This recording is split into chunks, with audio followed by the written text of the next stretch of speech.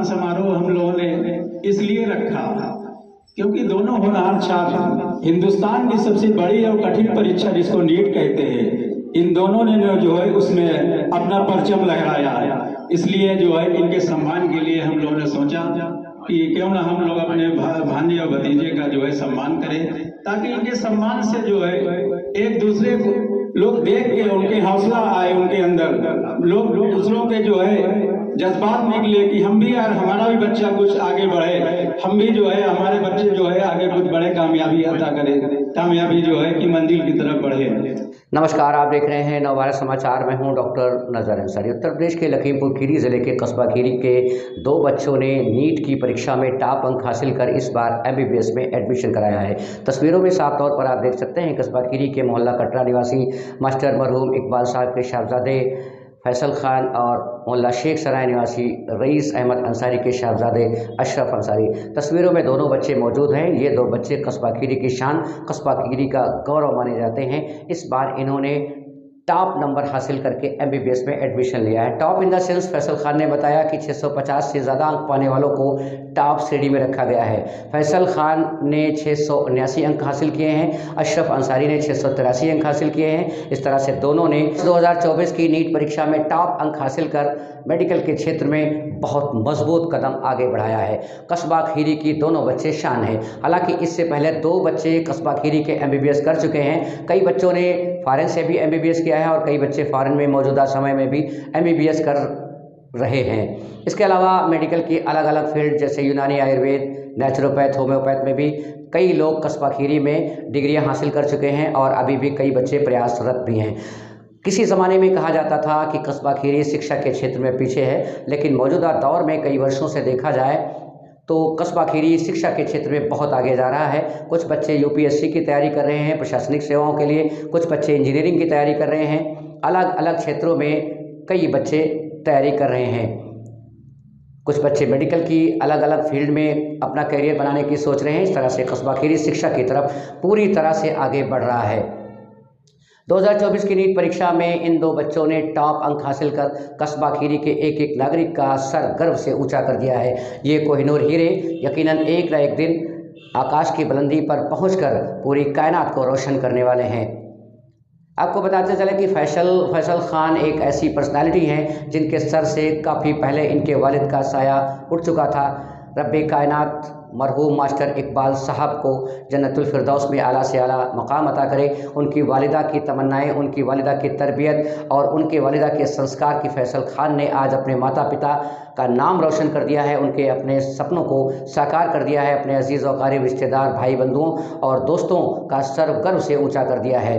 वहीं अशरफ अंसारी जो कि मोहल्ला शेख सराय के हैं, अशरफ अंसारी ने बताया कि वो डॉक्टर नहीं बनना चाहते थे, वो इंजीनियर बनना चाहते थे, लेकिन उनके माता पिता का सपना था कि वो डॉक्टर बने। इसलिए माता पिता का सपना पूरा करने के लिए उन्होंने मेडिकल के एग्ज़ाम में टॉप अंक हासिल करके MBBS में एडमिशन लिया। बहरहाल दोनों बच्चे बहुत ही शुभकामनाओं और मुबारकबाद के पात्र हैं और ख़ासकर इनके माता पिता, इनके अजीज़ व क़रीब जिन्होंने इस तरह के सपने देखे और बच्चों को आगे बढ़ाने में भरसक प्रयास किया, रात दिन एक कर दिया, उनके माता पिता भी बहुत बहुत शुभकामनाओं और मुबारकबाद के पात्र हैं। उनके अजीज़ व क़रीब, उनके रिश्तेदार भी शुभकामना के पात्र हैं। पूरा कस्बा भी शुभकामना का पात्र है क्योंकि कस्बा की तमाम दुआएं इन बच्चों के साथ हैं। बीती शाम कस्बा खीरी स्थित KEP लाइव कार्यालय पर वरिष्ठ समाज सेवी डॉक्टर सलीम खान, अशरफ खान और नौशाद खान ने एक कार्यक्रम ऑर्गेनाइज करके इन बच्चों की हौसला अफजाई के लिए इन्हें सम्मानित करने के लिए कार्यक्रम ऑर्गेनाइज किया और इनको शाल पहनाकर सम्मानित किया गया।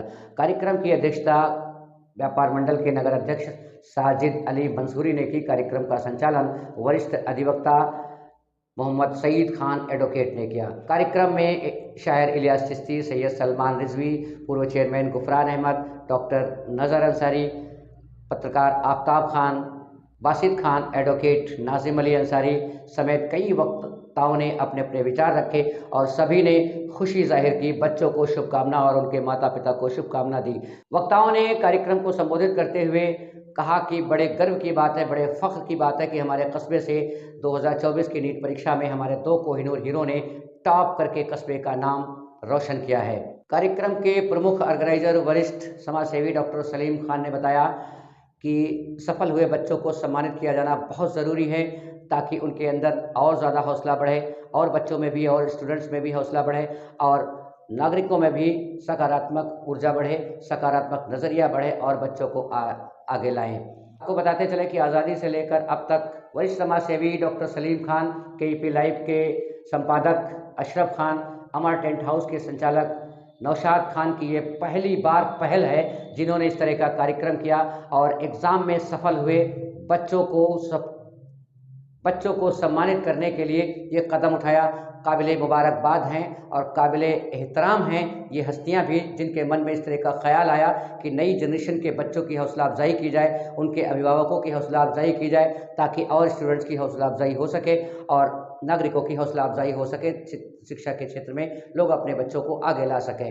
बहुत बहुत शुभकामना और मुबारकबाद के पात्र हैं ये लोग भी। कार्यक्रम में कस्बा खीरी के सैकड़ों नागरिक मौजूद थे। सभी ने काफ़ी खुशी जाहिर की, बच्चों को शुभकामनाएं और मुबारकबाद दी, उनके माता पिता और उनके अजीज़ व अकारिब को भी मुबारकबाद दी। बच्चों ने अपने एक्सपीरियंस भी शेयर किए हैं, साथ में सुनवाएंगे लास्ट में किस तरह से उन्होंने तैयारी की है और स्टूडेंट्स को अपने साथी भाइयों को भी उन्होंने कुछ पैगाम देने की कोशिश की है कि किस तरह से तैयारी करें मेडिकल के क्षेत्र में और कैसे वो सफल हो सकते हैं। उन्होंने अपने एक्सपीरियंसेस भी साझा किए हैं।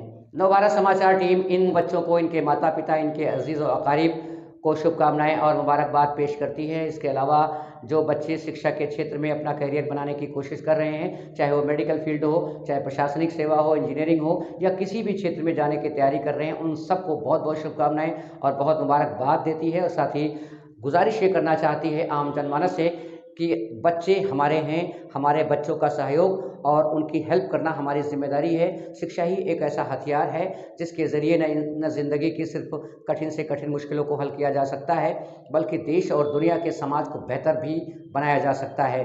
तो जिम्मेदारी समझें, अपने बच्चे 2 या 3 जिसके जितने बच्चे हैं उनको अच्छा खाना खिलाना, अच्छे कपड़े पहनाना और अच्छी शिक्षा देना ही काफ़ी ना समझें, बल्कि हर बच्चे की जिम्मेदारी समझें। हर बच्चे को जो जहाँ जिस स्थिति में है, जिस सिचुएशन में है, जिस श्रेणी में है, जिस सतह पर है, कोई मजदूरी करता है, कोई खेती करता है, कोई जॉब करता है, कोई बिजनेस करता है, जो जिस श्रेणी में है, जिस हैसियत में है, उस हैसियत के अनुसार अपनी नई जनरेशन के बच्चों का सहयोग करें, हमारे बच्चे आगे आए। शिक्षा ही मात्र एक ऐसा हथियार है जिससे समाज को बेहतर बनाया जा सकता है, अपने सपने, माता पिता के सपने और समाज के सपनों को पूरा किया जा सकता है। दोस्तों, ये वीडियो ज़्यादा से ज़्यादा लोगों में शेयर कर दें ताकि बच्चों की हौसला अफजाई हो सके और किसी भी क्षेत्र में, जिस क्षेत्र में बच्चे जा रहे हैं, अपना करियर बेहतर बना सकें। अभिभावक यानी नागरिकों में भी सकारात्मक नज़रिया पैदा हो, लोग जागरूक बने और शिक्षा की तरफ बेहतर तरीके से सोच सकें। इस खास एपिसोड में बस इतना ही। बने रहिए हमारे साथ, देखते रहिए हमारे साथ। मैं बहुत शुक्रिया करना चाहता हूँ कि आप सब यहाँ पे आए और मुझे एक मौका दिया कि मैं आगे जो भी नीट के लिए या आगे जो भी मेडिकल फील्ड में बच्चे आना चाहते हैं उनको मोटिवेट कर सकूँ, उनको बता सकूँ कि आगे कैसे अप्रोच करना है उसके लिए। तो मतलब नीट में तो एग्ज़ाम यही है कि सबसे पहले तो जैसा मामू ने कहा कि आपका सबसे पहले एक गोल सेट होना चाहिए कि मुझे करना क्या है लाइफ में। तो इसमें यही है कि डॉक्टर बनने के लिए पहले हम लोग ये एग्ज़ाम देते हैं, तो उसमें हमको एक स्कोर मतलब करना होता है अच्छा आगे मतलब MBBS के लिए। एक जैसे इस साल 650 से ऊपर कट ऑफ गया था, तो उसके लिए सबसे पहले तो मैं अपना जैसे बताऊं तो मैं लगभग एक दिन में 12 से 13 घंटे पढ़ाई करता था, जिसमें 7 घंटे की कोचिंग होती थी और 6 से 7 घंटे में खुद से पढ़ाई करता था। और बाकी जैसे कि कोचिंग और सबसे बड़ा योगदान मेरी इस सफलता में मेरी मम्मी का है और मेरे जो LLB टीचर्स हैं और सबकी दुआओं से ये मतलब मैं इसमें आगे उत्तीर्ण कर चुका हूँ इसको। शुक्रिया। आगे का कुछ प्लान बताएं, क्या करना चाहिए? बेसिक स्ट्रक्चर बताओ बच्चे कैसे मतलब प्रिपेयर हो सके, कैसे करें तो तैयारी आप जैसे लोग इंटर में है, हाई स्कूल में कैसे प्रिपेयर करें वो बताओ। तो इंटर जैसे कि अभी जो हाई स्कूल में बच्चे हैं तो वो अपनी तैयारी फर्स्ट ईयर से स्टार्ट कर सकते हैं। ऑनलाइन रिसोर्सेज भी बहुत सारे अब तो अवेलेबल हैं कि ऑनलाइन रिसोर्सेज की तरफ जा सकते हैं और अपने घर पे भी पढ़ाई करके मतलब सिलेक्शन ले सकते हैं। मतलब आप ऑनलाइन से तैयारी करिए, मेहनत करिए। 11th 12th अपना, क्योंकि इसमें सिर्फ 11th और 12th ही पूछा जाता है इसके मतलब एग्ज़ाम में।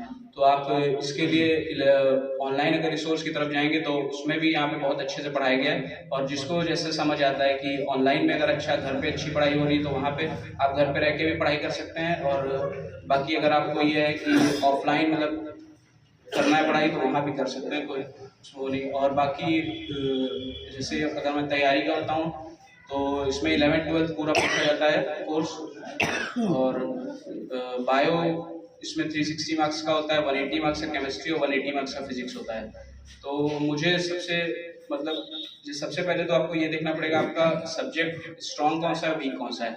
तो जो सब्जेक्ट आपका जैसे स्ट्रॉन्ग है, जैसे कि मेरा बायो स्ट्रॉन्ग था तो मैं उसको इतना समय नहीं देता था, मतलब ये है कि दिन में 2 से 2 घंटा दे दिया बस। और बाकी जो आपका वीक सब्जेक्ट है सबसे पहले आप उस पर ध्यान दीजिए और उसको स्ट्रॉन्ग करने की कोशिश कीजिए, मतलब उसके ज़्यादा से ज़्यादा क्वेश्चन करने की कोशिश कीजिए, मतलब उसको अपनी पकड़ में लाइए उस मतलब सब्जेक्ट को।